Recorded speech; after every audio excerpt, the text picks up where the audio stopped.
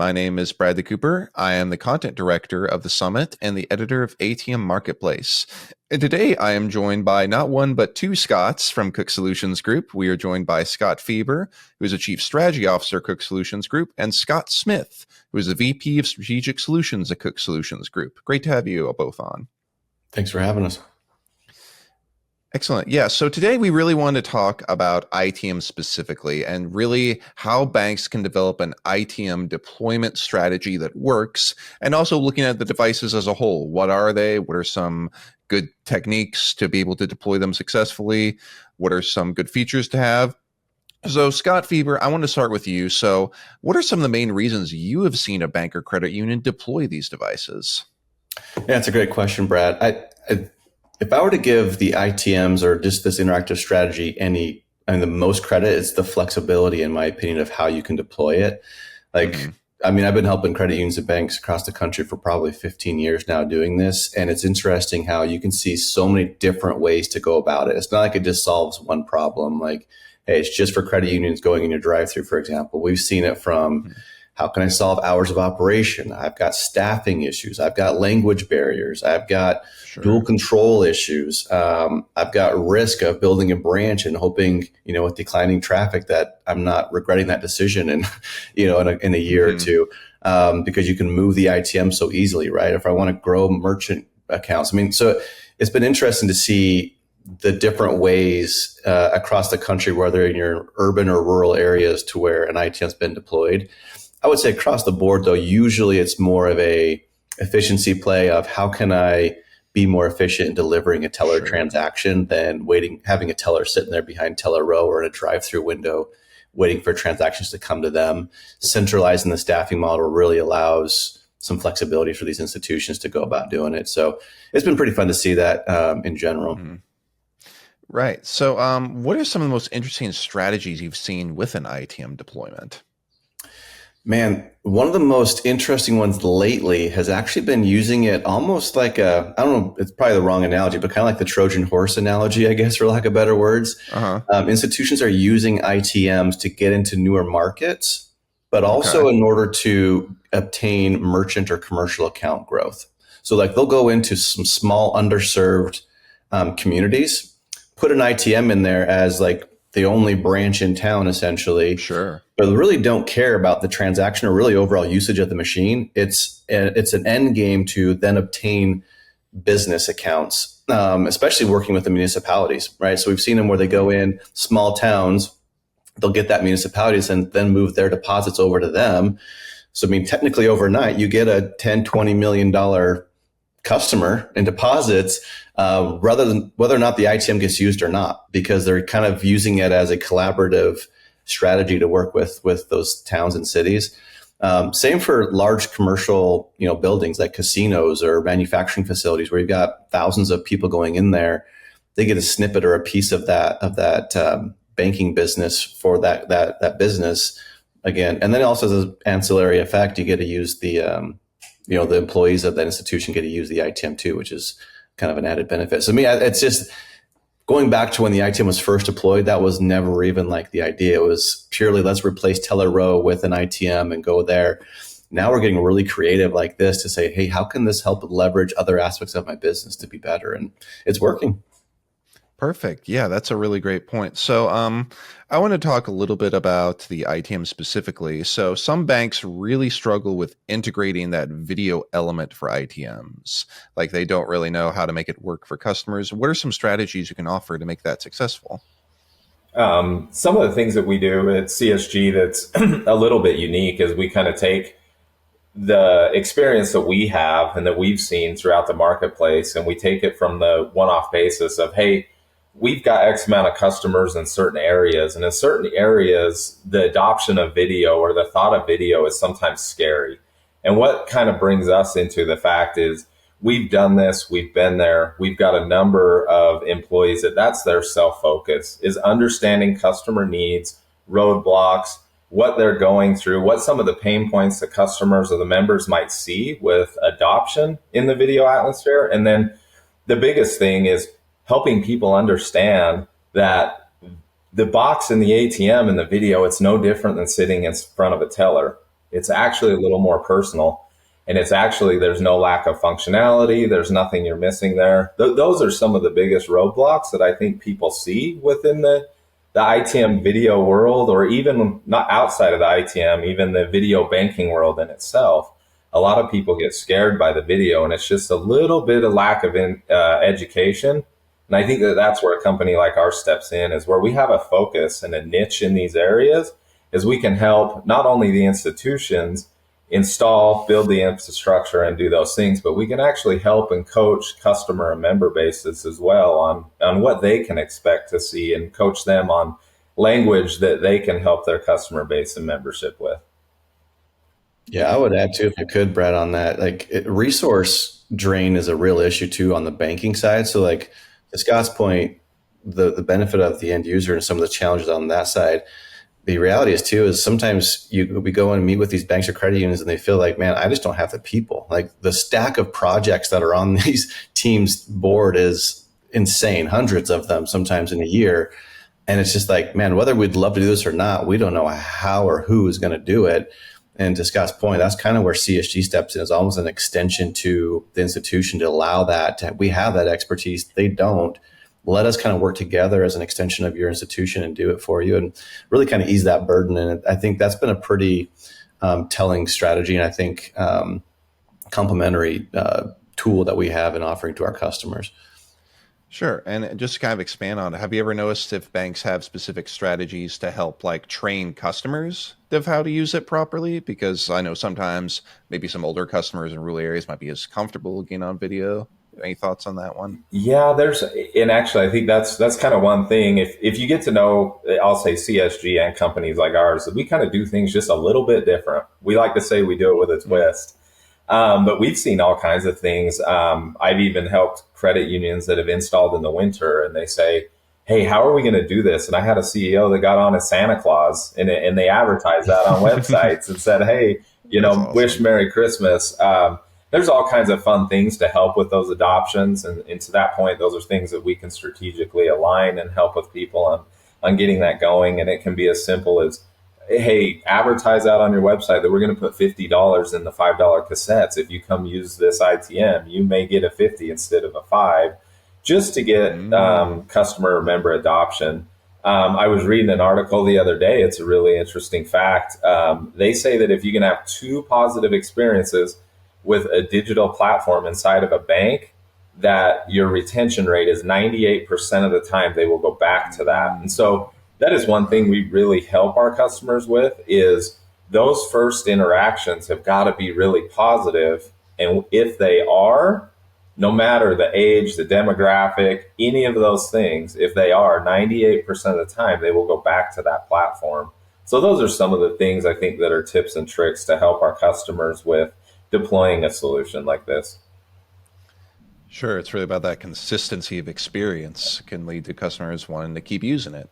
So I was just curious, beyond just video, what are you other key features of ITMs that you really think are must-haves for banks, in your opinion, in this space? That's an interesting and a hard question. I think one thing we have to do is we have to kind of sit back and we have to, really see it's not a one size fits all solution for everybody. In fact, an ITM may not fit your institution. And I think that's the job of the institution, is to understand their customer base, their member base, the partner they're choosing to help roll and deploy these solutions. And I think from there, we can kind of go out and say, hey, these are some of the avenues that you could utilize that maybe you don't realize the benefit of. I kind of will go back to Scott Fieber's thing. He was talking about gathering merchant business accounts, those types of things. I know a lot of people right now in the banking industry are struggling to get deposits. It's kind of more from the last 5 years where it was all about loans, and now it's all about deposits. But we've started seeing some customers, some big commercial banks, which traditionally is not an ITM realm, but they've been doing things like, now their salespeople, their BDMs are going out. They're actually selling this solution to their customers to bring on accounts, because, hey, did you know now I can advertise for your business at the screen that all of our customer bases are going to touch? We can throw your QR code up on a branding package. So to Scott's point, you can gather and make a really good ROI out of this investment with not only the traditional usage of just doing teller transaction. It's actually getting out in the marketplace and understanding how to leverage Sure. all your technology. Yeah, it's interesting to see like how it's evolved too. Like going back to the time when Eugenius invented it, it was strictly video teller only, Hmm. in lobby only. Like there was no ATM functionality, there was nothing else. And then it's interesting, as it's progressed and matured over the years, now you can do video, but not just in branch, you can do it outside of the branch, right? You can also now do video plus ATM transactions, which was a nice add Right. because when the teller goes home, it's not just turning into a paperweight. Like that was a frustration for a lot of customers early on, right? And now it's evolved too with core integration to now we can do tablet assistance and we can do enhanced self-service type transactions without the need of video just to make that transaction even more efficient by Right. driving some of those broader transactions that typically wouldn't be available on an ATM that you now can do because of the way the connections work. And then to Scott's point, I mean, there's just so many other ways now to do those odds and end transactions. Like, they're even working towards like, check printing and issuance of debit cards and things like that through an ITM that Sure. sometimes wasn't feasible early on. So it's cool to me to kind of see just how this technology's matured over the years. But I would say even furthermore, though, there's also some ancillary and complementary products now that come along with it. I mean, when we meet with institutions, it's very rarely hey, let's go and develop an ITM strategy. We're developing a video strategy that's comprehensive for the entire Hmm. institution, which may include like a video lending software, right? Or other ways to incorporate video. Maybe it's through your video surveillance system to where you can use analytics to get better usage on behavior in your branch. And so kind of helping them kind of see that overarching video can be impactful institution wide, not just on the transaction side. Absolutely. Yeah, that brings up a great point. So I want to talk a little bit about what Cook Solutions Group does. So how is deploying an ITM through Cook Solutions Group different than anyone else who provides this service? It's a great question. And I probably sound like a broken record because I've said this numerous times, but we just do things a little bit different. I think that is the one thing that you have to have. You have to be very targeted and have a vision and have somebody walk you through that vision. And that vision doesn't come from you. I think what we do and what we do really well is we sit down and we consult with the customer. We'll get some of their data together. We'll say, hey, where does an ITM make sense? What's your growth plans? What's your strategy? What are all those things? And then, Scott kind of went back to the Eugenius days, which I won't say how old he is, but he was a member of that group back then. But I would say 15-ish years ago when they started these platforms, it was kind of a task to where you've got to put all these things in place to make something happen. And to Scott's point, bandwidth within financial organizations is strained right now. And Absolutely. so that's one thing that we've helped organizations do is we have a completely outsourced model to where we can focus on the business need rather than the infrastructure, the necessary IT needs. Let the experts manage and maintain the system. You guys are the experts of your business. Let the business run with the platform like it is. And that's one of the key things that I think CSG does a little bit different is we've helped our customers manage and maintain the infrastructure and being able to outsource that. Yeah, I would add too, Brad, on that. Like, it's interesting how, you'll buy a machine and the software, but that's just such a small piece of the overall implementation, right? There's so much to figure out, like who's going to Right. set up the GLs, who's going to market it, how are we going to train the people? Like, there's so many pieces that I think early on the institutions were left to figure out on their own. And that's where CSG comes in and say, we don't have to reinvent the wheel. We've done this hundreds of times over. We got that. We can do it for you.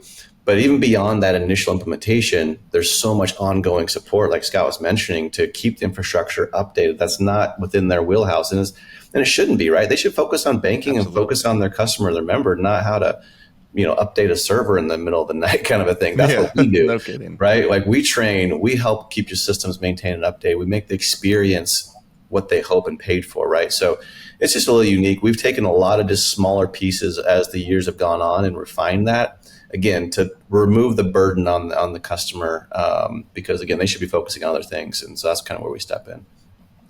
Excellent. So lastly, I wanted to ask, so beyond the ITMs themselves, What else does Cook Solutions Group do to help those financial institutions deploy a successful ITM program, looking more broadly?